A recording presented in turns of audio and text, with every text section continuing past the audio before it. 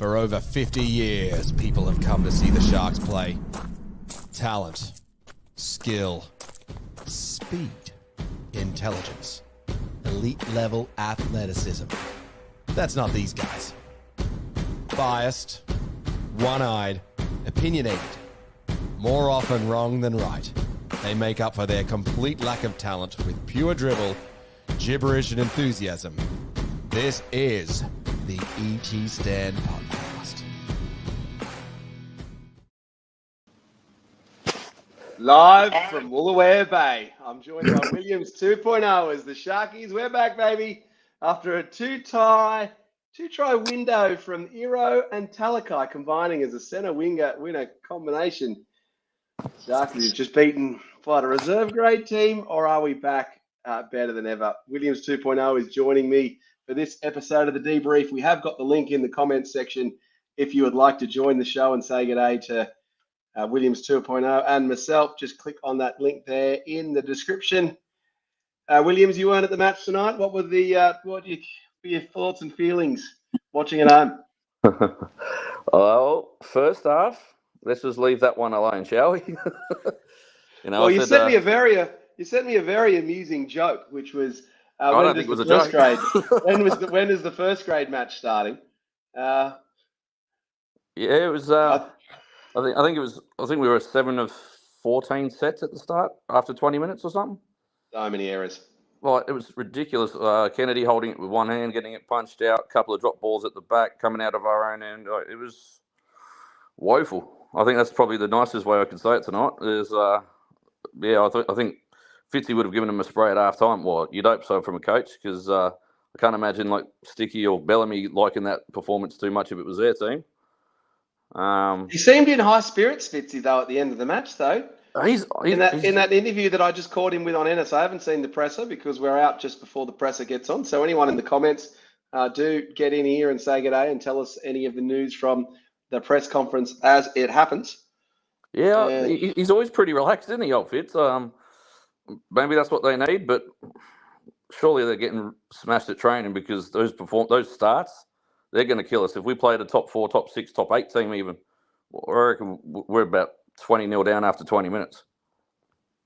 Well, especially with our fullback dropping the ball, 2.5 minutes in straight away, you just sitting there, goodness. We made the call. Actually, my brother was sitting next to me, Andrew, and he said to me, as long as we don't drop the ball in the first 20 minutes, we should be good. And within 5 seconds, then Will Kennedy drops the ball. Yeah. There's just so many errors.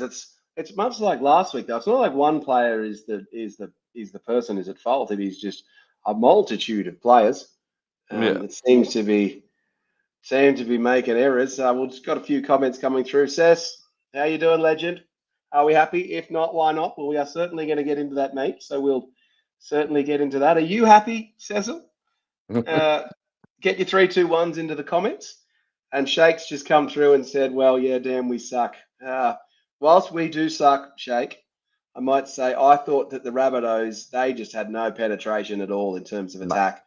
And I think they just didn't look like they were going to score at all. So they were very fortunate. Let's go through. I guess we're going to call it the Boldo files tonight. In the absence of Frank, I'm going to do my best. I am literally 90 seconds away from Shark Park, so I've done my best to take notes from the game. It was pretty cold down at Shark Park too, actually. And I tell you what I can recommend is the pizza joint in the Shark League Club in the precinct, Woolooware Bay, the name of which I can't remember. But it was very good. If you're a celiac person with problem eating celiac food, then the pizzas down there will be quite good for you. And Sess has come through and said Dan maintains his 100% conversion record. That he does. All right, let's get through it. So the Sharks, it started off with the first try was a bit of a Stone Street error that led to the scrum. Yeah. And then what happened there? Jai Gray just burnt Kale Iro straight off the scrum. Yeah, they had a little set play, and I think Jai Gray actually fed the scrum and then sprinted out wide and just put a little move on Iro, and Iro was burnt. Like, he was not getting near it. And for those that were that criticised Ronaldo for not jamming, Stone Street stayed on his man, which he was. But once you got someone like that for he's electric, that kid. He's kind of a good comparison for young Ison as well with that speed. He's just got that You're little right pocket there, rocket. Williams. Yeah. You're right And there that Ronaldo jams in there and at least makes them make a pass. Yeah. So so you can't have it both ways. But he did what everyone wanted. But when you got someone like Gray who's just electric, you give him an ounce, he'll take a mile. So it wasn't a great start. Let's just put it that way. And you're just sitting there banging your head against the wall, just thinking, "Oh no!" As soon as he's on his outside no. shoulder, I was going, "Oh, it's done. It's over." I mean, Hero's a good defender usually, and he just didn't have the pace to get with him. Yeah, right. Well, so then they missed the kick. So then it's Souths 4, Sharks 0. And then, look, there's some enterprising play from South Sydney. I thought they were on top of us early. Yeah. That moment where Damien Cook took us down the sideline or the blind side, he did that to us a couple of times, Williams. What did you see as next following couple of minutes? Souths were dominating. I think we had trouble with Cook and Gray all night. That speed out of dummy half or the kick returns. I think there was a kick return from Gray 10 to 15 in where he just took the ball, skipped across field, and then burnt someone. And literally 3 or 4 times tonight. Last ditch tackle to stop him running length of the field because no one's catching him in our team. The last ditch defence from the Sharkies tonight was a little bit better than we might have expected to have seen previously. Yeah. So at least that was encouraging. And then, look, I can't remember the exact moment. If someone in the comments can put which led up to, I think there was a South error or something that led to the Sharks. Maybe when the moment leading up to the Sharks try, but I thought that was Jesse Ramien's assist. Just Ramien's positioning is just significantly improved, I feel. Especially in attack. Yep. But that was also amazing play from Trindle. He saw, I think it was Jacob Host or maybe it was the centre jamming and fired the ball quickly to Kennedy. Kennedy quickly to... Or was it kind of quick? It was a... not even a... He must have just heard the footsteps and gone, stay up. And then got him on the outside, Kennedy to Ramien. Ramien then burnt someone covering and Damien Cook and drew the fullback to put Sione in the corner. The fullback for South. Yeah, Gray should have had... Great. I think Cook would have had Ramian. Maybe he couldn't have tackled him. He should have slid over to Sione, but we're not going to go playing, are we? Well, we're absolutely not going to complain. It was also worth calling out. I thought Will Kennedy's one-on-one defence. I've been critical of Will Kennedy's one-on-one defence previously when people have made breaks, and that break that aforementioned break down the blind side from Cook. Will Kennedy was certainly better on that front. We got a few more Sharkies fans coming in. Harley, you absolute legend. Sharkies won a game, great game. And he is calling out, backing that up with another comment saying, I'm super happy for the Sharks. Good win, good game. It was so fun to sing up Cronulla down at Shark Park, even in the freezing cold. And then my top 12's come in and said, so relieved for the win. I was relieved too. Actually, I'll tell you what I also had to put up. We're going to get to the Stone Street no tries in a minute. Tell you what I had to put up with tonight, Williams 2.0, was a Sharks fan in the ET stand invited a couple of South fans, and they just did not stop talking and just carrying on the entire game. And so for 60 minutes, I just copped just this clown talking behind me the whole time. And I tell you what, when we went up 20-6, I was just like, yep, you're gone, and just gave them a bit of stick back. I just think in the hardcore Sharks fans in the ET stand, you shouldn't bring opposition fans, especially vocal ones. If you're going to sit, there's a bugbear of mine.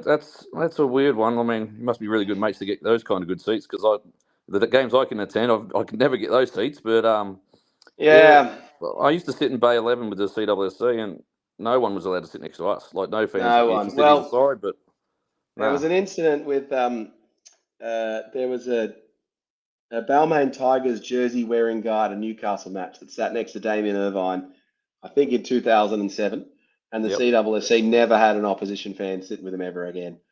And I think Damien was right to say that wasn't appropriate because it just looks it's just annoying. So, all right. So then we got on to so then the South Sydney Rabbitohs. Look, But taking the 2 is a big bugbear of mine. So South didn't take the 2 the first time, and then the second time they took it.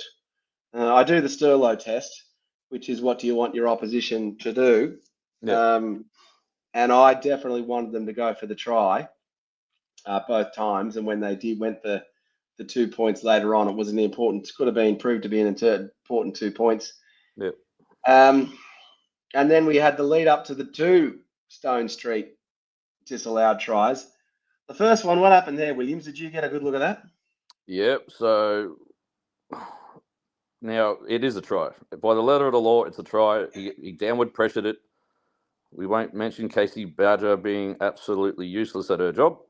But there was downward pressure. My only criticism of Stone Street is he didn't have to do it. From what I saw, he was clearer than it looked, didn't he? He was like he put a step on to actually set up the jump, but that's like South weren't chasing extremely hard. He could have just like dived for that corner and put it down. He could have done it how Connor Tracy used to do the tries, where Connor Tracy used to dive quite low. Yeah, and I guess that's the difference between Stone Street and Ronaldo, really. Yeah, Ronaldo. Well, this is only his second game, so I won't give him too much stick for it. But yeah, I think he had more space than he realised to not do the acrobats like Sione or Ronaldo. I think he had a little bit more space than he knew of. But at the end of the day, it was even Ennis and old mate on, I think it was Warren Smith. They were both had no clue what they were talking about. He got downward pressure. Yes, it was coming away, but he still got the downward pressure. So that could have been, if we had lost it by a try, then we'd been up in arms. But how much pressure? What constitutes downward pressure? He had his fingertips on the ball. It never. If his fingers on the if he doesn't release the ball, then he's got pressure because it's not possible for the weight not to be pushing. He's losing it, but as he's losing it, his fingertips are still on the ball, and he grounded it.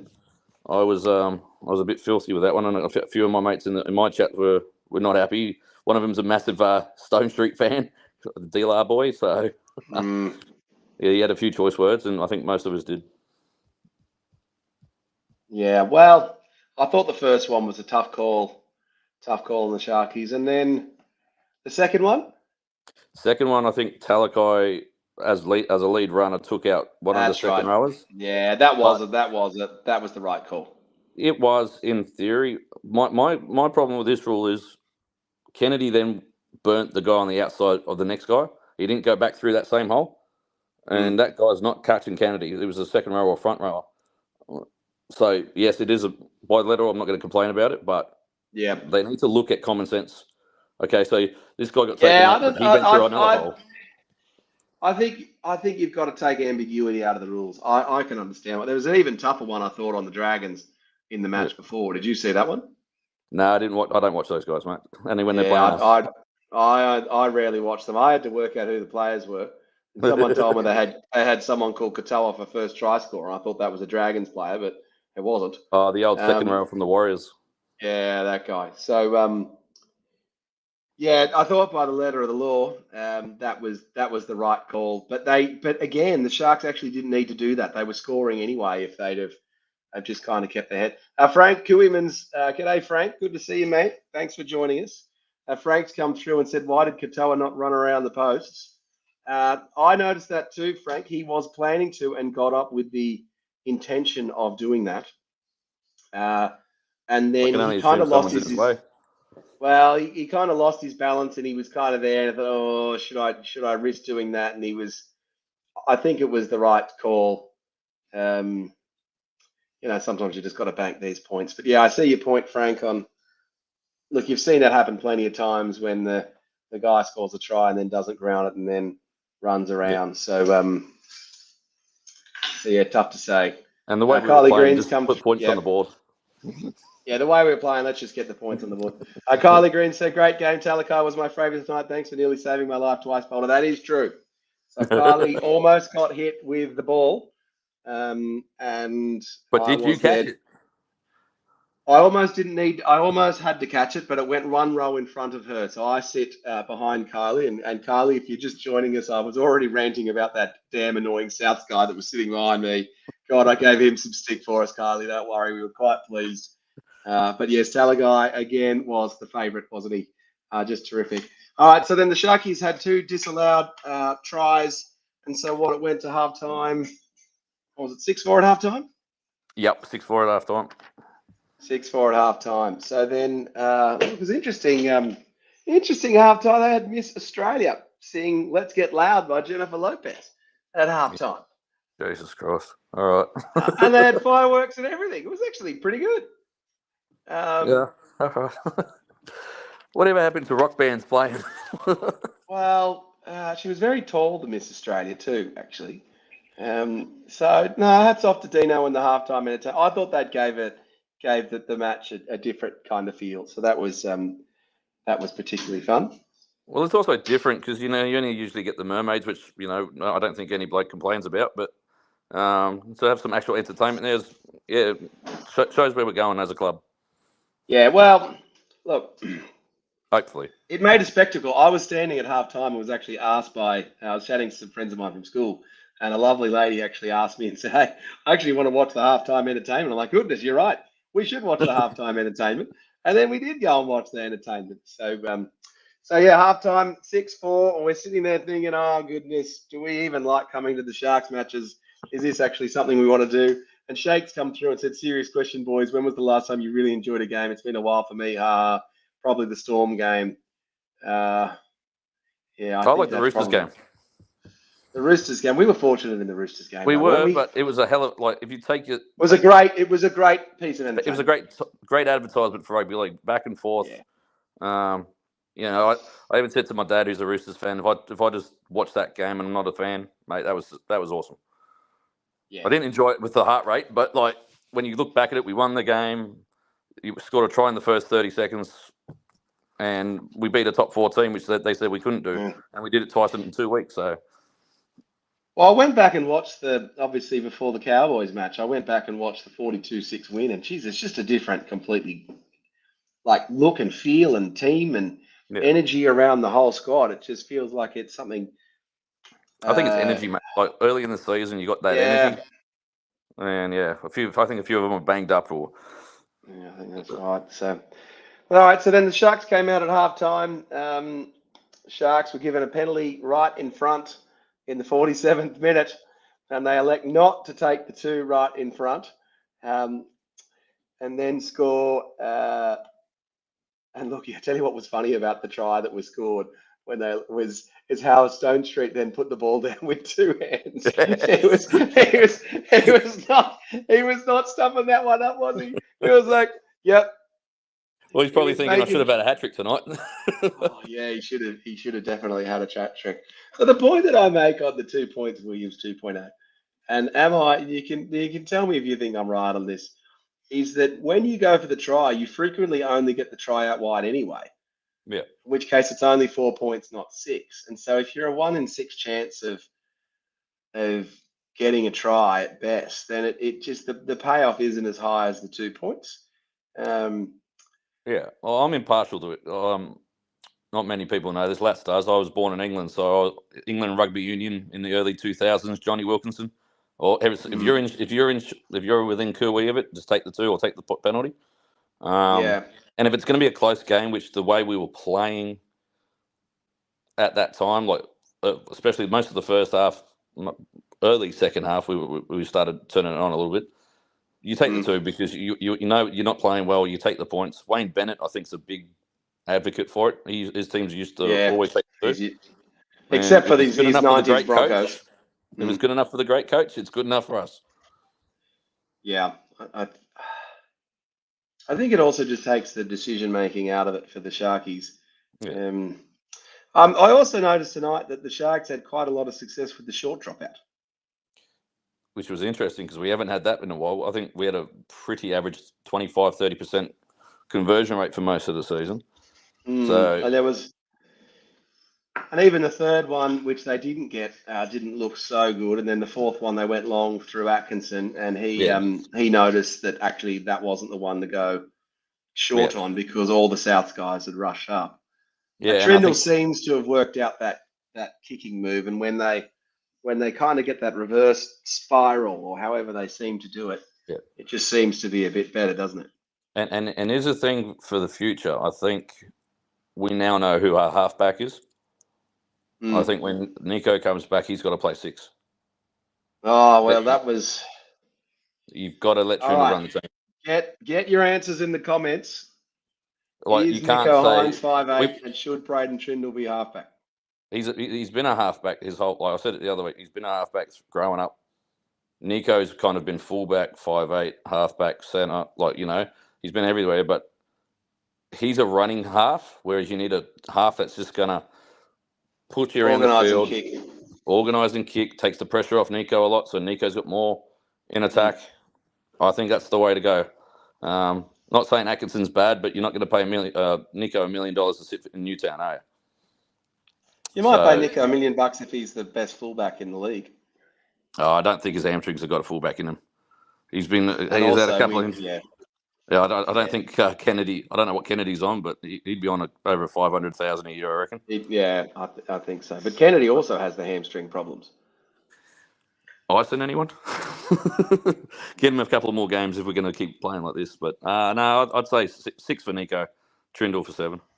I just can't see them making that change. It was like Kamali and Dykes. The numbers are irrelevant, though. But Nico wants to be a 7 because that's the glamour position and the glamour number. If you win a comp, does it matter where you play? Yeah. He's going to have big Adam there next year, so it's going to be interesting. It's not going to really matter, is it? No, I think you can swap them 7 and 6, 6 and 7. I don't understand. They don't do the same thing they were doing when it was successful, where both of them play both sides anyway. They stopped trying to do that for some reason, which doesn't make sense. But you know, that's for Fitzy to decide. And yeah, I'd still put Nico at 6. Paul's come through and supported you here, mate, and he said that 100% Hines at 5'8". What's this? Paul's agreeing with me for a change. I'm surprised. Paul never agrees with me either. I tell you what, Paul, it's coming home for you later, though. You know what subject's coming, Paul. Is in a moment we're going to talk about those next couple of tries. Chris Kelly was big on talking about how the Sharks guys had the HIA, yet I think it was Jai Gray who stayed down, who didn't go. That's the bane of Chris's existence. He always goes, I don't understand why they stay down and then they don't have to go off and they get the penalty. So you're going to stay down and go off. I don't understand. To the Sharks. There's one thing I don't understand is why Ramian had to go off and then Tane Milne had to stay on the field. He should have been in the bin. Yeah. Because it's an illegal contact to the back of the head. Was that the cannonball one? Yeah, where he launched it as Jesse was going down. And Jesse was going down and kind of backwards, and he had his back to him. Which is a fair HIA. I said he stayed down for a while. I was worried about his neck. But if he's got to go off, as soon as the ref says he's got to go off, he's got to go for 10. Or we should have activated, because we had 2 in the HIA at the stage with Stone Street as well. We could have activated Beryl off the bench for 2 HIAs. And then Beryl would not have been a one-match Shark. Exactly right. He could have said he played 2. He might have got the Nico Senna treatment, but we'll never know now. He would have gotten the Nico. He would have got a lot of players got the Nico Senna treatment tonight. We'll get to that in a minute. So, so Sharks elect not to take the 2 right in front, and then Trindle missed that kick. So it was 8-6 then, wasn't it? Yep, that was 8-6. 8-6. So then nothing. I didn't have anything happening until about the 60th minute. And guys, in the comments, please do let us know if I miss anything. I was at the match live, and I'm live from Woolooware Bay in the apartment block there, trying to get live as soon as I can. So I'm not saying I'm as good as my illustrious and dear friend Stephen Franco Franklin, but I'm doing my best. So what was going on with that Trindle knock on in the in goal of the 60th minute? God. I was having a toilet break at that stage. I just heard it on the TV. You're sitting there going, and I thought at first he was trying to pass it, but actually he just kind of got tackled and kind of lost it. And then he was very fortunate that it went into the South guy, because that could have, at 8-6, South score there, you see the Shark lose from those sort of positions. Yeah. So, yeah. Goodness me. Trindle, Very fortunate. And then the Sharks were lucky to kind of get the ball back after that. Now, then we had the moment where Stone Street went off for the HIA. Do you remember what that incident was exactly? What happened there? Not exactly, no. If anyone can get in the comments, tell us what happened with Stone Street going exactly that incident. A couple of extra commenters. G'day, Craig. Craig saying winning ugly, but at least we won. Definitely true. And then Paul is saying what one try New South Wales Cup defender. That is very, very funny, Paul. I cannot wait for this moment in a second. And Ashley Williams is confirming, I don't know, sorry. Yeah, I'm not sure what it was. So Stone Street goes off. Now, for the HIA. Return of Talakai. Oh, that's right. So Benjamin Turner's saying when he scored, he hit his head at the ground. Yeah, okay. Yep. Yeah, that makes sense. So then, now I put it to you that I have now got a conclusion from what I saw. Yep. So Talakai switches to centre. Iro goes onto the wing. And within a couple of minutes, Iro has scored 2 tries after brilliant moves. That first try to Iro where Talakai to centre, and he just barnstorms over that guy and then sets up Iro was absolutely brilliant. And so I'm not saying that Iro isn't a centre. I'm saying that Iro is a really good winger. Yeah. And I put it to you, I actually think for the Sharks that the winger position is more important than the centre position, especially the way we play with Ronaldo and Sione Katoa. Yep. And the team looked enormously better with Kale Iro on the wing instead of Stone Street and Talakai in the centres for that passage of play, albeit 8-10 minutes. Yeah. What's your reaction to that? I think Stone Street's okay on the wing. I don't have a problem with him. He made one mistake. Should have scored that try. It was a try. And then one got taken off him. So in all seriousness, he should have had a hat-trick tonight. I think he's one of our best carrying players at the moment, ball carrying players. He had 190 metres, and I think 91 of them were post-contact. So yeah, I think Talakai. He had an error early though, didn't he? He did have an error. What did he? I can't remember. Yeah, he had one. I remember he had one. You know, in the first half, I think half the team had one. But I think right now, with Royce starting, Talakai's got to stay on the bench for that impact. And he's so versatile. Like if we do have a problem with Jesse or Iro or something like that, he can come into the backs. Or he can change the game through the middle. Talk about impact. Oh, mate, he's an absolute wrecking ball. Absolute wrecking ball. And, you know, he said... serious impact. Oh, he says, I can't remember a game in the last 2 or 3 months he really hasn't come on and changed things for us. We haven't maybe got the result, but him and Royce, when they were both coming off, mate, Jesus Christ, I think defences were a little bit terrified. You know, we might start a bit soft or a bit flat with Tom and Oregon. I think Oregon's played really well lately. He didn't get many run meters in the first half tonight because obviously dropping the ball. But once again, strong from Royce and Talakai. Just mate, when you come on, you know you're going to get something from him. Yeah, you know, and I think that's a good ace to have up your sleeve. You know, he's going to come on and bring something to you. Like if he plays center, is he still going to have that same impact week in, week out? Because we saw it a couple of years ago where he went that 4 or 5 game stretch, and he tore poor Morgan Harper to shreds. He's probably still having nightmares from. Still having nightmares. But I think so on the bench rotation, Williams. Yeah. So I thought it was interesting that they brought Talakai on before Jack Williams. Yeah. I was just trying to. I lost track of the interchanges tonight with the HIAs and the injuries. Yeah. Well, I think Jack, it's his first game back from a wrist injury, so you probably want to give him less minutes just to incorporate some game management. So therefore, is the changes the 2 front rowers on at the 20-minute mark or whatever it is, and then Jack Williams and then Sifa Talakai? Is that your first? That's the order, isn't it? You probably. So then we also saw. Yep. Well, I think we also saw what might happen to the Sharks if they have outside back injuries. Yep. With what was it, Jack Williams going out in the second row and Nickera to the centre, which I thought was okay. And it was we did have 2 at the same time tonight too. We had 2 at the same time, and it was tough to tell whether the team was disjointed because of that, or because of Trindle going off, which we will talk to in a second. Yeah. So look, we had that first move, which was a brilliant, brilliant try to Iro that was set up by the Talakai move. To make it, that made it, and then Trindle also got that kick, didn't he? Yeah, he did. Yes, he did. Yep. So it went to 14-6. Yeah, it went to 14-6, which was fortunate, and Yep. then, yeah, that's right. I've got it here in my notes. South Sydney Cannonball looked fortunate to stay on. Yep. And then Trindle, nice further in. That was a nice grubber in from Trindle too, wasn't it? Yeah, there was a slight deflection from one of the South players. If you watch the replay, it's a little, I think Cookie, it might be Cook or Cam Murray. I'm not sure which one. As he's putting it through, it's just off the toe from the South player and sat up beautifully for Kale. Yeah, that's right. And then Atkinson went bang. I think he took it about 30 minutes back. So I'm just trying to remember what happened with.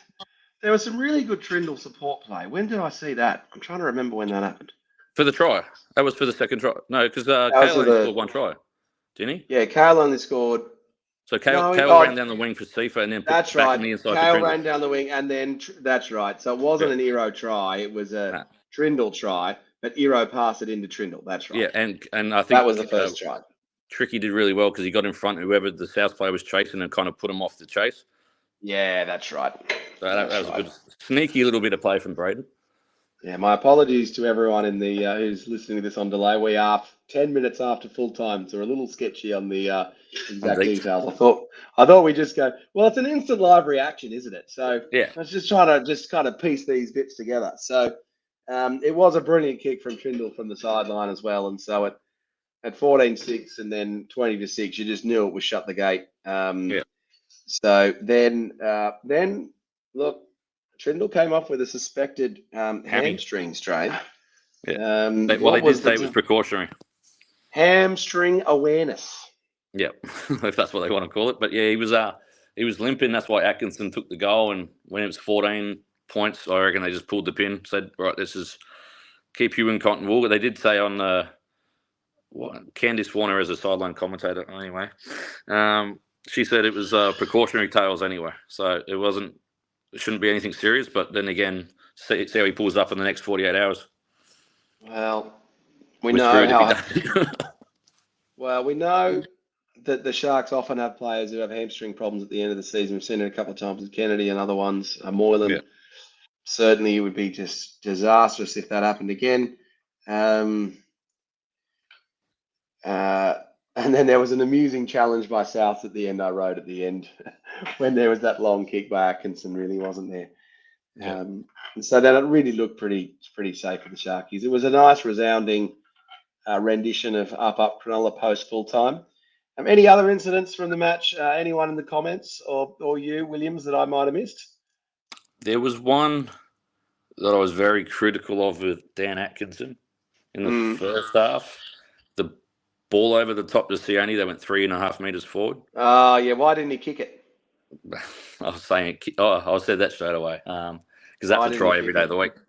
But he went and he threw the wrong pass through where it should have been a spot. I don't know if he can pass spiral left to right, but he floated it over. He tried to Phil Blake. Yeah. So it wasn't Blake kind of floating one over. And then he had a second attempt at that same pass, didn't he? Yeah, he did. I think it hit this one, but I'm not sure anything come of it from memory. Yeah, I think that's right. Okay. And then beyond that, look, back to that question. Do you think, give me a reaction to that, is winger a more important position for the Sharks than centre in today's football?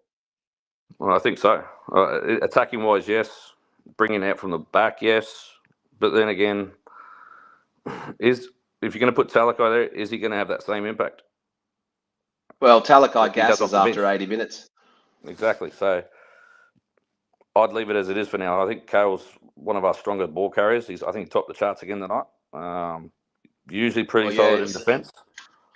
Paul's called it out here. 1 try, 2 assists, 191 metres. Good game from Kaoliro. Yeah, and So I we've think seen 91 of them matches were where the post Sharks contact. centres, Yeah, the post-contact meters are. But we've seen the matches from the Sharks centres where they've not touched the ball at all. Whereas at wing, he can get more involved in the game, can't he? I mean, he can, but are we going to shift the whole dynamic around, especially if Royce is starting Talakai to centres, who's bringing the impact off the bench? Because if we start flat, that's what's Yeah, I changes think that's right. for us. So it's kind of like I think that's right. we need something, unless you're going to start Tom and Oregon or Tom and I think Toby was great tonight. Really back to he ran strong, tackled strong. I think he had 12 runs for 109 metres or something like that. I can't remember a front row apart from Talakai, or well, he's not front row, but Royce got close to 100 metres. So that was good signs. Yeah. I think he looks a little bit fatter, a little bit meaner. So there's not too many.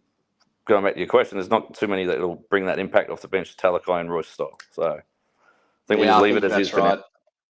I think so. Paul's come through. Even Dino disagreed with you. Paul, I'm not always on that. I like Talakai. He's one of my favourite players, but I do see your point of the Talakai impact. But is there any reason why you can't actually bring if Talakai hasn't had much of a chance to come into the game with 30 minutes to go?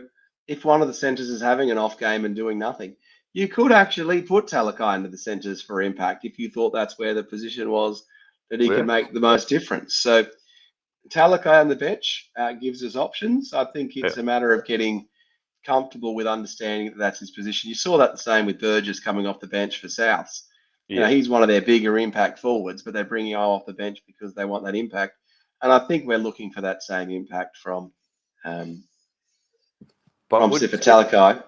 But if we're bringing a centre off because he's not having an impact, it usually means one of two things. He's dropping the ball a lot or he's not getting the ball a lot. So you'd want Talakai to go through the middle so he can get that ball. Yeah. So I don't know. I mean, I'm happy with the way it is at the moment. Ronaldo on the wing or Stone Street. Kale's done, as I said, he's done really nothing wrong. He's maybe not the flashiest of players. He's just kind of like that. Who can I compare him to from Sharks past? Oh, it's probably too late to think of anyone, but he just goes out there and gets his job done. Solid in defence 90% of the time, and he carries strong. It takes 3, sometimes 4 people to get him down. So, but I don't think playing Kaoliro on the wing is a demotion. I actually think the wingers' positions are more important for the Sharks, and I think Kaoliro is a much better winger than Stone Street. And I don't think, it's debatable because we've talked about it for ages, whether Talakai is a better centre than Ramian. And so when Iro was on the wing, boy, did he look good.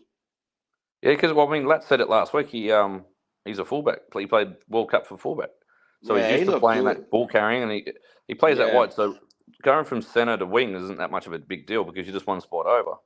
Whereas if you got Talakai, he's beefing up in the gym to be that impact player off the bench, is he going to be able to do it for 80 minutes a game without being taken off, or without gassing or making errors defensively? Because I think the same thing happens if Jai Gray gets on the outside of Talakai, he's still going to get burned tonight. You're right. Jai Gray's going to burn Talakai. In fact, Kaoliro's speed is, especially his lateral speed, is going to be better than Talakai's. Yeah.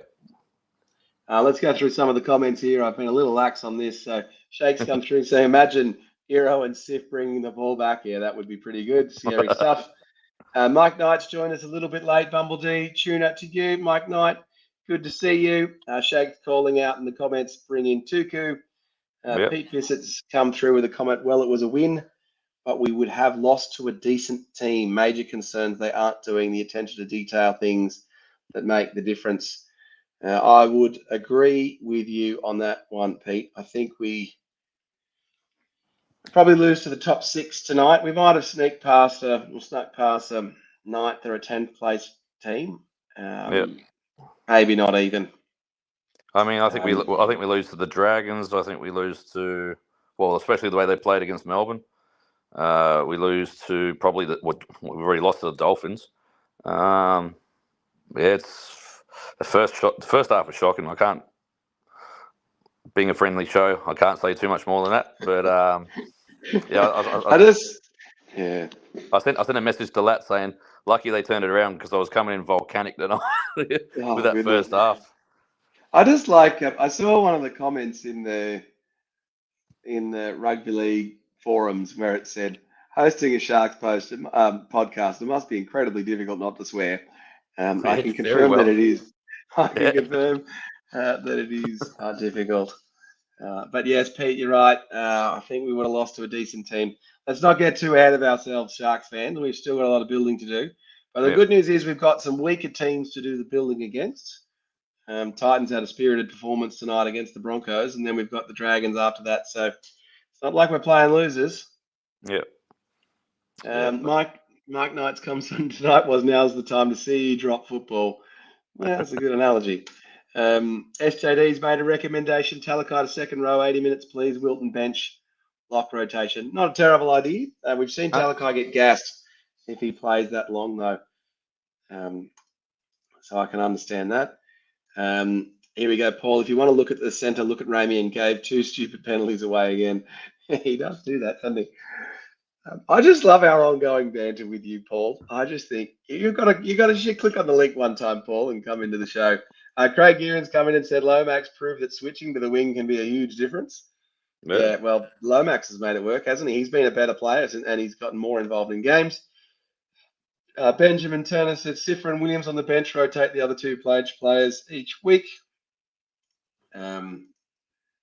Mike Knight was the best part, only letting 1 try in. Well, let's talk about the defence. I actually think South were rubbish and didn't really have the strike. Well, they were missing Latrell, they were missing Cody. Jack's not a 7. I think they had a young kid in at 7 who was the speed bump for Talakai. I think he threw towards the end of the game.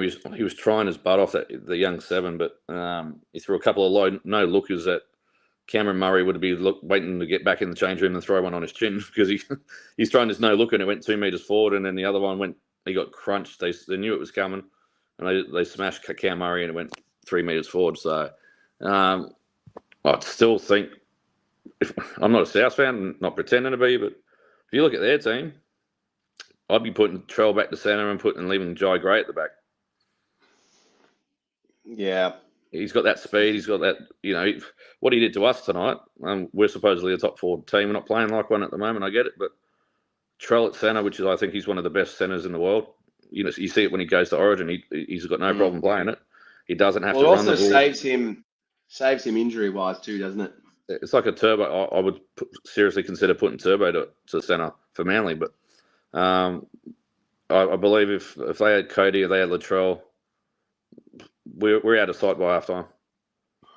Yeah. Trell would have just eaten us for dinner. Like he likes playing against us for some reason down at Sharp Park. He does it every now and then. He'll just come up with one of those performances you dare scratching your head, and we give him that much ball in R20, mate. He's blowing all over us, mate. Yeah, I think that's right. Paul's come through saying we would have lost to the Broncos. Would have been close. I don't know. Would have been close. Golden point, maybe. Would have been close. And then Craig's come out and said, the best part was we weren't losing 20-0 after 20 minutes. Yep. Yeah, I think that third try, if we go 18-0 typically down in the matches, it's curtains for us. And I don't understand why we've moved the bench players around. It's not as if, we put Royce into the starting lineup and then we start stronger. Nah. I just think I think Royce does. I think Royce does what we've been wanting someone to do.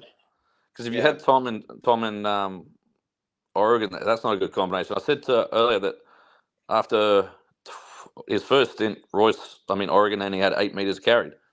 I think Royce had 74. So there's a big difference there. And next year, for front rowers in our team, it's an audition. Every game's an audition because we ain't paying Adam and how much money to come over and start off the bench. So one of these boys is missing out next season. They are. And you'd say at the moment it's going to be what a combination. You're going to say it's going to be Royce and Adam starting for us. I think it's probably going to be. Does Tom Hazelton find a spot back into that team next week? I don't think he does. Potentially. Let us know in the comments. I think McInnes could be in trouble for that high tackle early in the game. I think it's the first one you said you should have gone for 2. Ref let it go, and then he got put on report after the next set. Copped him with a swinging arm or something like that, and all the South fans behind were they were an R anyway, so does everyone else. But you think he might be out? I don't think if I'm being honest, based on Toby's game tonight, you can't drop him. He brought a lot. I thought Hamlin Ueli looked all right too. Ueli's also one of those guys. If we can keep him regularly fit, he can bring that impact. So you could probably start NC for off the bench. In the centres. But imagine having a bench of either Talakai and Ueli or Talakai and Hunt or all 3 of them. And then you're in a tough game against Melbourne or someone. They bring, what's his name, Asafa Solomona. And we bring on Hunt, we bring on Talakai, we bring on. I just think Hunt's bringing not Hunt, Talakai's bringing the impact. So, Paul, I love Talakai as a human being and a centre. And I want him to be able to contribute as much as he possibly can. And so as long as he can keep doing that, he seems to be able to keep doing it. And I'd argue that Talakai is the best bench player in the NRL now. I might be biased, but there's no doubt about that. The last 2-3 months he's been doing it, mate, unbelievable. I can't say much more. He's incredible. Paul is loving on you tonight. He said, I agree with you again. Hamlin Ueli will start next year when fully fit. I agree with that. Hamlin Ueli is the top forward. And if you are a follower of the ET Stand podcast, you would know that I have elevated Hamlin Ueli up in the Boldo's tiers. So he is. I'm a little concerned Paul's agreeing with me so much. I don't know what's going on. Is it because we got to win? Everyone's just in a happy mood. Craig Kieran's come through. Give Hazelton a spell in New South Wales Cup, or at least give him a rest. He was injured actually this week. I spoke to him on. Was it I bumped into him because he lives in Woolooware Bay. I was bumped into him when he did say the boys were a bit flat after the Cowboys game. He didn't give me any inside info like he was hurt. I found that out later that day and felt a bit rude. But mate, you might give him a couple of weeks in New South Wales Cup, or give him a couple of weeks rest, because up until this week he's pretty much played every game, I believe. Him in Oregon. He's been asked to do some. Yeah, and for a big boy like him, he's not really lateral. He just goes up and forward, up and back, up and back. Give him a rest. There are a few matches where he had to play 40 minutes consecutively, and he would just be gas. And you remember why we like Tom Hazelton so much is because of that impact play that he had. Yep. And he was just so difficult off the bench. So imagine if you only need to play Hazelton for 20 minutes. Because you get 60 minutes or even 80 minutes out of McInnes, and you've got Hamlin Ueli and Rudolph and Royce and these guys not having to do the big minutes. It makes this very, very difficult to deal with. You know what? I was thinking that tonight during the game, Cam's looking a bit busted. He's looking tired. He still works his backside off for us. But hopefully, this is in my mind, in my magical world, let's win a couple of games on the bounce. Let's beat the Titans. Let's beat the Dragons. Secure that top 4 and give McInnes a week or 2 off. If we can secure that top 4 and give a couple of these boys a rest leading into the semis, especially Cam, who played Origin. Yeah, okay, he only played once, but he was there in training camp as well for the other 2. And he's busted his guts. I can't remember a game that Cam hasn't picked, hasn't given everything. Yeah, he does. He does try hard and give everything. My worry for us with Cam is that he is a tackling player. Yeah.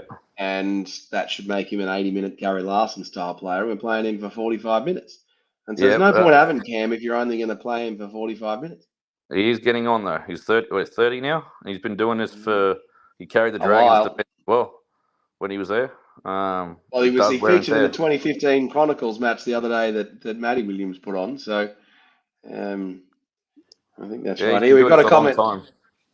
Yeah, so I'd like to see Cam McInnes giving us exactly what he gives us, but for 60 minutes. A lovely comment here from Sonia Quigley. G'day, Sonia. Thank you for the insightful run-through, gentlemen. Franco will be proud of his cover while he's benched tonight. I can confirm, Sonia, that Franco has not been benched. Franco decided to take the opportunity to go down the coast and have a few lagers and said that he would not be in suitably appropriate form. But I will take the compliment from Franco, should he ever give me one. And then Sonia's come through and said, I love the suggestion of Nico at sex. He can 6 and sex. I'm sure a lot of people would love the suggestion of Nico We all at have sex. dreams, mate. Well, he can still wear the number 7 and can share the brilliance of action with Tricky. I think that's the way to go. I just can't see them changing the numbers. So they can finesse the play a little bit. Do we have to put a position on those two? No, we don't. The numbers are relevant. They can just swap and change. If they can get their chemistry right, I'd like to see Nico play out wider with his running game. But there's going to be players that say, no, we're paying him to be a 7. Who cares? He's a half. He's in the halves, getting paid $1 million. We're paying him a lot of money to be an elite level rugby league player for the Cronulla Sharks Rugby League Club. And we're playing him to win us a comp. That's what we're paying him for. And his best game is when he's running the damn ball, not trying to organize. I don't believe his organisation skills are the best. He's better when he's throwing those balls over to the winger, or he's running at defenders and then drawing in a part player and then popping it off. I think his game has suffered with the amount of weight on his shoulders from trying to carry the team. You know, he's not the captain, but he's the halfback, and everyone says the halfback. You look at Tigers now; they'd love to have a halfback like him because they got the young 5'8" on the side. But we've got a halfback. Well, they got Luai turning up. Who's a 5'8" turn halfback. He's going to be probably stronger than Nico. Well, yeah. Well, I said it. Trindle, it looks more like the 7 where he can kick and take that pressure off him. I think, and when Nico comes on the scene in Melbourne, he's a fullback, and he's trying to be that 7, whereas Braden's been that 7 his whole life. He's used to organising things. So, I mean, you can swap and change and get that. Like, you take it one set, I'll take the next set, you do the next set. Like, keep throwing. Also, just play what you see a little bit might be. Yeah, always up footy. The Sharks do look very rigid and one-dimensional, don't they? Under the Fitzgibbon regime, they don't look as creative as they did with Morris. Well, even the first year of when Fitzy just let him go, we started averaging 30, 40 points a game, but against the bottom teams. But that doesn't fly against the top 4 teams. Yeah, because the top teams the top teams are better at repelling our style of attack. I think the last 2 games against Penrith, we haven't even scored a point. Yeah. So there's got to be some structure there, but there's also got to be, right, when you've got the consistency, then you can let the shackles come off. Yeah. But we're just struggling to find that at the moment. All right, everyone in the comments, please get your 3, 2, 1s in for who you thought was man of the match, and your 2 points and your 1 point. In terms of the Sharks' outlook, if we go, I'm going to go look at the table a little bit quickly right now, but I think that it doesn't quite guarantee us a top 8 berth, but you'd have to think we'd have to be pretty unlucky from here to miss out. We are miles behind, 90 points behind the Roosters on for and against, so we would need to beat them on points. We might be able to catch the Panthers on for and against, but it puts a little bit of space between us, the Cowboys, and the Sea Eagles. Geez, a top 4 spot would be nice, but you know that we're just going to go down to Melbourne and lose and then play in week 2 anyway, don't you? Yeah. We're gonna play. Listen, let's just hope for a finals win this year. Get that monkey off the back. They might be able to play with a bit more freedom going in the week into the. Whether we win the first game, if we make the top 4, or we win the second game, we'll be in a preliminary final. Might just throw. Which would be nice. It might just throw the shackles off them. Yeah, we might cop an injury to the other team or something like that. So we might get a bit of luck. I don't know, but let's not go down that street. Let's just get to the finals first and see where we finish. And the funny thing is, mate, it's all in our hands. It's not in anyone else's hands. We just win out. We're pushing second. Well, the highest we can go is 3rd. I don't think we're catching Penrith or the Storm. We would need. Well, we don't get to play the Storm or the Panthers. We'd need to recoup. Look, if the Storm lost enough matches for us to be finished on equal points with them, we could catch both them and the Panthers. The Roosters are well ahead of us on points. It'd be interesting. We're going back and looking at it. the top 3 teams are more likely to win the premiership, not the top 4. The top 3. Where did we finish when we won it? We won.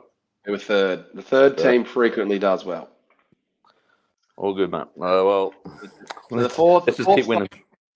Let's just keep winning for now. Let's just cover off the rest of these comments here. Shake, that comment there, we're gonna talk about that at the end of the show. You're the one about Williams being a Bears fan. Craig said, yeah, if we win next week, we probably make the 8. That's true. If we win next week, or if we win one more game. Benjamin Turner has come through in support of you. Williams saying that Nico is a 6. Paul said Williams again, McInnes to the bench and Siffer at lock. I thought that was my idea. That was my idea, Paul, was Williams was McInnes to the bench and Siffer at lock. I thought that was my idea. Don't get in the way of this love story here, Boldo, all right? All right, fair enough. We won't get in the way of the love story. All right, well, we've got the 3-2-1s. So, and if anyone has a grand idea on how we at the ET stand and all of you guys should tally our 3-2-1s, do let us know. I think next season we should do some sort of player award ceremony. Player award ceremony for whoever wins the 3-2-1 from the ET stand. All right, well, we've got a few votes come through. So my top 12 has said 3 for Tricky, 2 for Talakai, and 1 for Stone Street. Tough to argue with that. Except Benjamin Turner would argue with that and say that Hero should have gotten the 3, Tricky 2, and Royce Hunt 1. And then Craig has backed that up with 3 for Hero, 2 for Rudolph. That'll make you happy, Williams. At 1 for Talakai. Williams, who gets your 3-2-1? I'm a mixture of all of those, actually, mate. I got 3 for Hero, 2 for Trindle, and 1 for Stone Street. I think he was unlucky not to get a double. A little bit off with his HIA, but I think Hero at the moment, with his ball carrying, his tackling, he got burnt by Gray. I think 90% of the centres get burnt by that kid. Trindle, I think he just keeps continuing to improve as a 7. A little bit in doubt for next week, you'd have to say, because he was limping a little bit towards the end. And we're playing a Titans team that they're taking no prisoners at the moment. They're flying. And, I think Stone Street, he just looks solid. He's a solid winger. I think he's got a finish in him if he doesn't drop the ball. I think he's a good up-and-coming winger. I think we'll hear about him in the next few years if he wants to stay and doesn't want to play, doesn't mind biding his time in New South Wales Cup. Well, it's going to be tough for him to get past Ronaldo and Sione Katoa, given that they're the strongest winger combination in the NRL. Yeah, well, it will be. But, you hear Brian To'o getting shopped around, so anything's possible these days. Yeah, but Brian To'o turned up to the State of Origin and was asking a whole bunch of people, how much are you getting paid? And then worked out that he was on $300,000 less than everyone else. And is now but he's the highest paid winger in the comp at the moment. Well, and if you use my own argument on me, which is the winger position is more important than centre, then you could argue that maybe Brian To'o should get that much money. Well, I wouldn't trade either of our guys for Brian To'o. Okay. I would. Would you? My mate said to me the other day, he goes, would you sacrifice Katoa to the gods for Brian To'o? I said, the table's already ready. I think he just brings so much to the football team.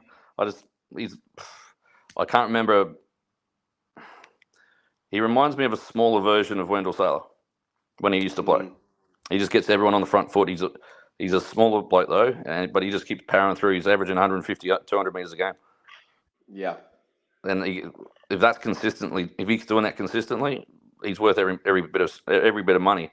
But I read in the paper today an article that my daughter had at gymnastics, and he's not going because of the money. He's going because the 3 people that were his, or I think it was the 3 or 4 guys that were his groomsmen at his wedding. Taruva going, Luai going, Crichton gone, and there's somebody else that went. I can't remember who it was. So he wants to be closer to his mates, but I'm like, 2 of them are going to the Tigers and 2 of them are going to the Bulldogs. Yeah. So which one are you going to pick? You're still going to be away from a couple of your mates. So I don't know. It's not our issue, but I reckon that's a PR job. Yeah, probably add him an extra $100,000 onto his contract. He'll be pretty happy. Yeah, I think that's right.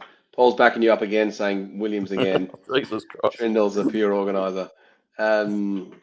And then Sonia's come through. I like your comments, Sonia. Very good. Nico's organisational strength will improve when he gets more Arrogance. when he gets more arrogance and less nice guy attitude. Nico will be unstoppable once he finds the balance of these two attitudes. Nico's gone to learn how to slap them, hug Then it hug. once, then hug it He needs once. to be a leader. He needs to get Yeah, that.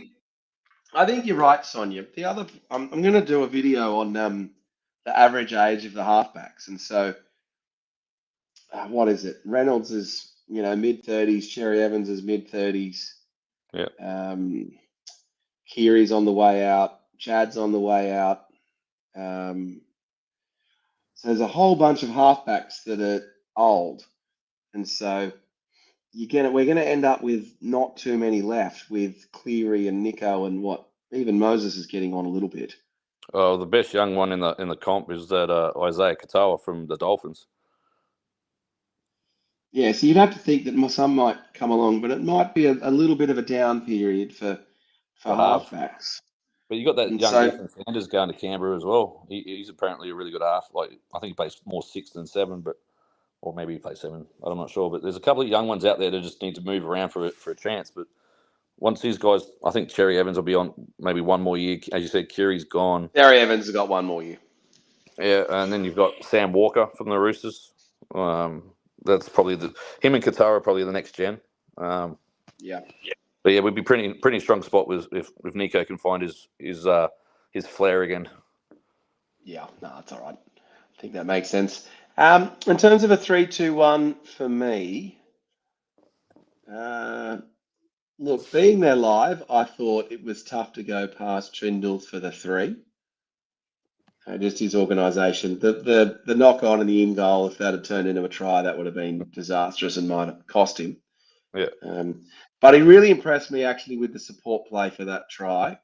Yeah. And the kick from the sideline was also pretty important because that put the game beyond doubt. So I'm going to say, Braden Trindle, congratulations. You got the man of the match for mine. And you earned your spot on top of the tiers.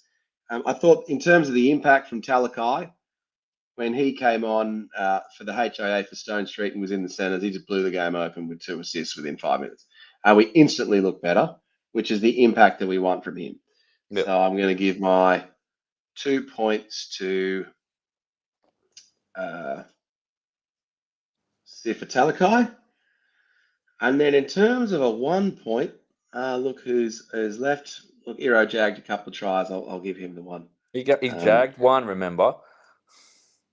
Yeah, he got 1. He got 1 and he set up the other one. So I keep thinking he got 2 tries. Yeah, I keep thinking he got is he 2 in the tries. Supercoach team or something? No, so I can't afford the time at the Supercoach. Can't afford that time. Benjamin Turner's come in saying, "Can you do a live pod from the drip line?"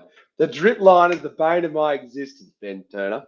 Can I just say, sitting on that damn drip line in the ET stand, if the wind is just slightly this way, just horrendous. Oh, great comment here from Cess. Cecil's come through with, in my opinion, fullbacks moving into the halves need to spend time at 6 before going to 7. I think that might be right, Cess. But you also hear, you hear guys, I've always listened to what Joey said. It takes a halfback, you're looking at 50 to 75 games in the jersey before he starts hitting his peak. Yeah, that's right. Because you learn the control. Nico needs another 50 games. He does, but maybe he can 25. get that time. He can share that with Trindle for the next 50 if he's wearing the 6. It's not, if you don't put a limit on him, which we started not doing a couple of years ago, but now we seem to have done, just let him play footy. I'd rather win a game 30 to 28 than lose it 30 to 6 or 42-6 like we do against Penrith. Yeah, that's probably let them decide. As long as the defense is all right, I suppose. I'm going to ask you a question about one player we have not mentioned at all, whose name has not been mentioned. Do you know who I'm going to ask you about? William Kennedy. I know, because I said his front on defense improved. So we haven't mentioned him. Blake Brayley. What do you make of him tonight? Me and Paul might argue for the first time tonight now. Yes, here we go. We're putting the Paul Williams love fest on the line. Williams, what do you think of Brayley tonight? doing exactly what I asked him to do about 2 months ago. I think you remember he wants you to jump out. He's running the ball. He's also doing that little Coruscant play now. Go back and watch a few months ago when I'm saying get Brayley on the ball, get him running, get him jinking out like Coruscant, showing one way, going the other. Go and watch the game tonight. Also, yeah, there was one run I was really pleased with in the second half where it was like, was that the one that lead up to Talakai? Yeah, there was one that just got us over the advantage line. I was really pleased for him. I think I know the one. You got us over the advantage line, got tackled, then they spread it out to Talakai. Talakai bumped him off, give it to Aero, and we score a try. Yeah, there's that one. If you watch that back, that's exactly what needed at the time. Now, Paul said last week he's crap. Didn't know crap players getting into the Origin training squad, mate. Hey, we'll see what Paul comes in and says at the minute. I think it's over. I think it might be over. That's right. I'm remembering now. That's right. Paul was highly critical of saying because I was loving it. I can't remember. Was I loving on Brayley last week? I can't remember. No, that was me. You probably. That was fair enough. But yeah, no, you look at. But the thing is, we're 60 minutes into the show, Williams, and we haven't mentioned him. So it's not like he hit the lights out. No, he didn't. He's doing the good hookers, not the great hookers, but the good hookers. The next tier below the Harry Grants, the Coruscants. You shouldn't be talking about them. They should just be doing the job. Or they should just be getting early ball to their halfback. And that's what he's been doing. But he's also been taken out, especially that second half, maybe once in the first half, just dragging out the markers. Because that's what you need. You need to get your halves on the front foot. Can I just say a brilliant comment has come through from Shake? I don't know how you can argue with this. Shake has come through and said, well, Chad got into the State of Origin train on squad. Yeah, but he got through. He got into there because he's a hairdresser. Chad's actually better than... there was a couple of injuries, and Chad's actually better than we might let on. Some of the stuff him and Val have come up with since they've left the Sharks a bit better, but he was. Some people say, "Would he want to comp with us?" Okay, it wasn't Maloney or Barber or Val or Bird or it was. Well, Chad is the worst halfback since Craig Polomounta to win a premiership. He was the Bulldogs player, wasn't he? Yeah, he was the 1995 Bulldogs player. Can't argue. Other than that, all of the halfbacks that have won have been State of Origin or international players. All of Ben them. Hornby for the Dragons? Yeah, he was a State of Origin player. Was he? I can't remember. Yeah. But, so... I'd say Ben Hornby's probably the third worst of the halfbacks. I'm just waiting for Paul's response. Yeah, we are just hanging out for Paul's response. All right. Well, in the meantime, Paul's also come out and said that Katoa might be shopped around. That is possible and likely. And then Ben Turner's asked me to do a halftime. I will do from the drip. From the drip line. We'll do it. Yeah, we've been playing around with the idea of doing a halftime, maybe Instagram Live or something like that. Yeah, I'm not sure. We haven't quite worked out. Look, if anyone ever has any ideas on formats and stuff that you guys think we should do, all the suggestions are terrific. There's a guy, Sporting Music God, who helps us every single week with the Chronicles editions, where Williams goes back and looks at past matches. He's always 1 or 2 steps ahead of us, giving us tips. So if you've got any tips of stuff you would like us to cover or talk about, and get these in the comments. I might make Franco host the Tuesday night show this week. Let us know talk to Dino and see if we can get a pitch side interview with one of the boys. Yeah, that's not a bad idea. I think we might make we'll make Franco talk this week about whether Trindle should be halfback moving forward. We'll definitely get him to do that, and then we'll get him to talk about Hero as a centre as well. Sonia's come through and said there must have had a Lego activity for Chad to lead. And that might be a tad little harsh there, Sonia. Normally you're one of the nicer commenters that we have come through and comment on the stuff that we say in this show. Anything else that we need to cover off from the match? In terms of the live, Williams, I'll get you to think about anything from commentary you want to share. In terms of being there live in person, I had a lovely pre-meal at the pizza place in the Leagues Club area or the Woolaware Bay shopping centre. It was noticeable how many people were lining up to get into the Sharks early. That surprised me. I didn't realise so many people did that. And then beyond that, the halftime entertainment was great. I thought the Mermaids were great. Wheeler Style counts 1, 2, 3. It was a nice, lovely rendition. There were a bunch of rogue kids on top of the Chinese restaurant tonight that we were all looking at, going, "How the hell?" Yeah, they were like, "How the hell did they get up there?" We're like, "Oh yeah, that's a bit controversial." Have you seen the prices to get into that Chinese restaurant for a game? So I have heard that it's criminal. expensive, but I've heard that it's very good. That's what I've heard. Well, obviously, the Sharks Chinese never goes wrong, but I'm not. I'm tempted to. I'm actually tempted to book the Sharks Chinese's ET Stand podcast and see if they really look after us. End of season award. Yeah, I'm tempted to do that and see how much they look at. Shout out to you, James, for really looking after us at the Sharks. Williams, anything you noticed on the coverage or anything telling from who was on commentary for us tonight? It was Ennis and Warren Smith. Ennis was pretty critical of our slow start again. Obviously, the drop balls. But, yep. You know, they were very. The thing that comes to mind is when Stone Street scored the first try. They couldn't believe that it wasn't given a try. Now,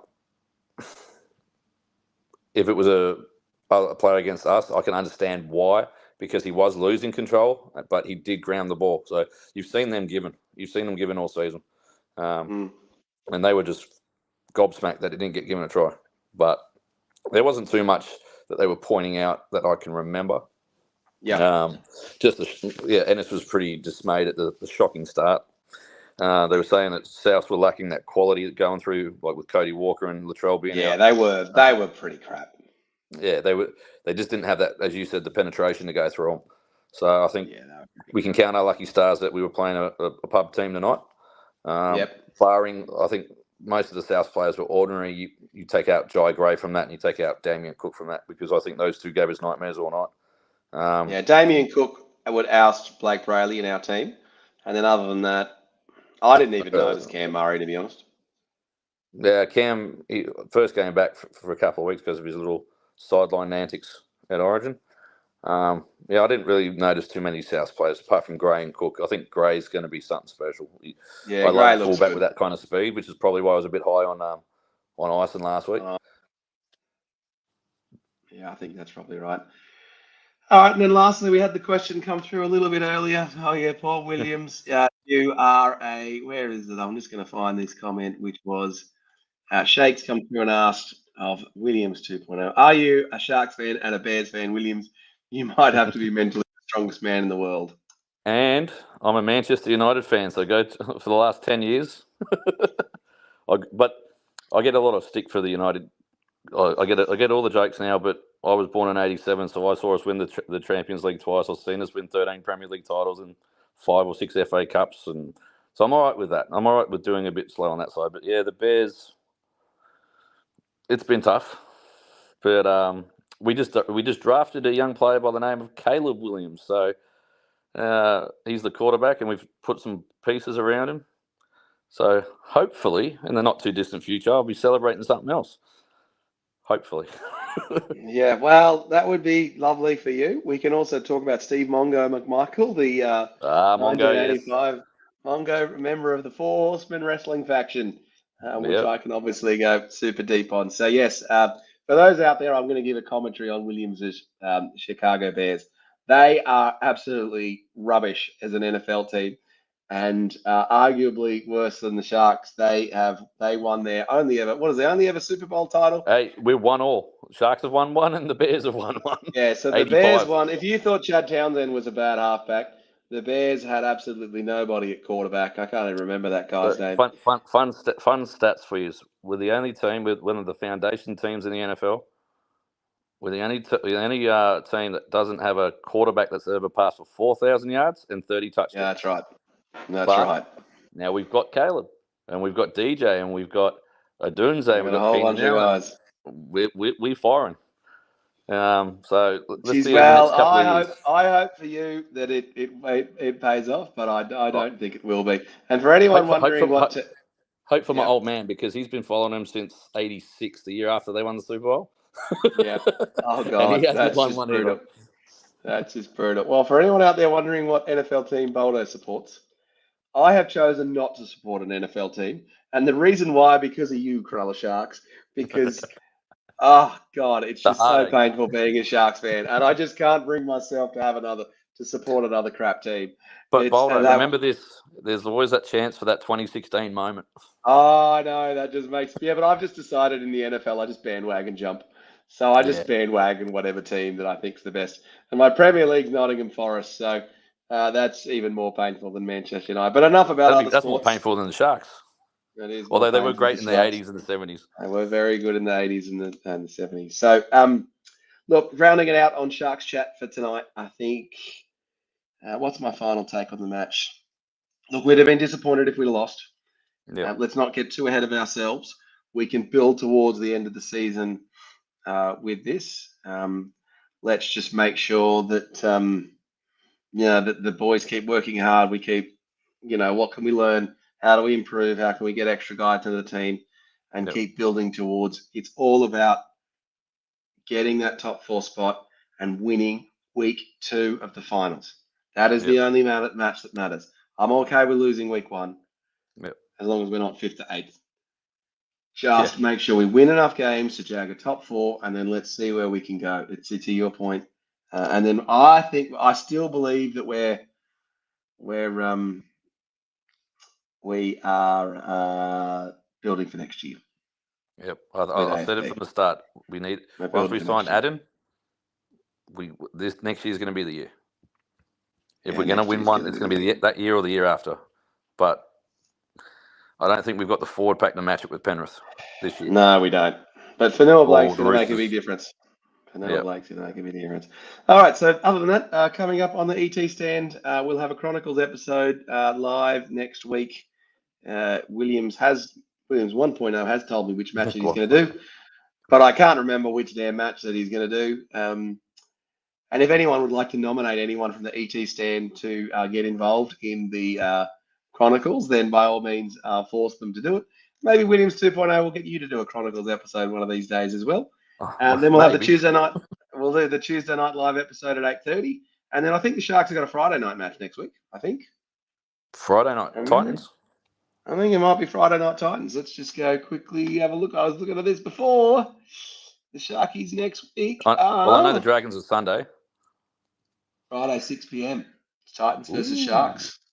So we'll be live with a debrief after the Eels Panthers 8 o'clock game next week. Good. So thank you to everyone for getting involved in the comments tonight. I'll just quickly run through these. Shake said he's a big NFL fan. Williams think you will be much better this year. I think that's right. Cecil said a 20-point victory would have satisfied me after the first half. Yes, I agree with you, Cec. You were right there. Ben Turner said not enough downward pressure. Yeah. Rubbish.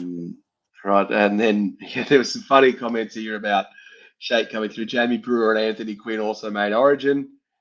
And Craig Gearan has said, well, at least we've got 2 options at halfback, so that's a good one. Yeah. I can't remember, Paul, who was the old man that you were talking about there. Paul's still going on about Brayley being a fraud. Oh, he's woken up. He's woken up. Brayley is a fraud. Nathan Hunt, you're a little bit in late tonight, Nath. You could have come on as a guest host. You would have been good. I wouldn't mind trying Trindle at 7 and Hines at 6. Sonia's called out that Sharks are brewing nicely and proud of their efforts and onwards and upwards. I agree with you there, Sonia. Good comments as always. Paul said Kesa. What does Kesa mean? I think Paul's had a few too many sherbets, maybe. Paul's a legend. The love story's over. Yeah, I think the last. And then lastly, Annalise has come through with an up Cronulla. What did you think of the game, Annalise? I hope you were watching all the way over there in the UK. All right, that was the ET stand. A special thank you tonight to Williams 2.0 for jumping in for the debrief. Mate, you were terrific, buddy. Good form.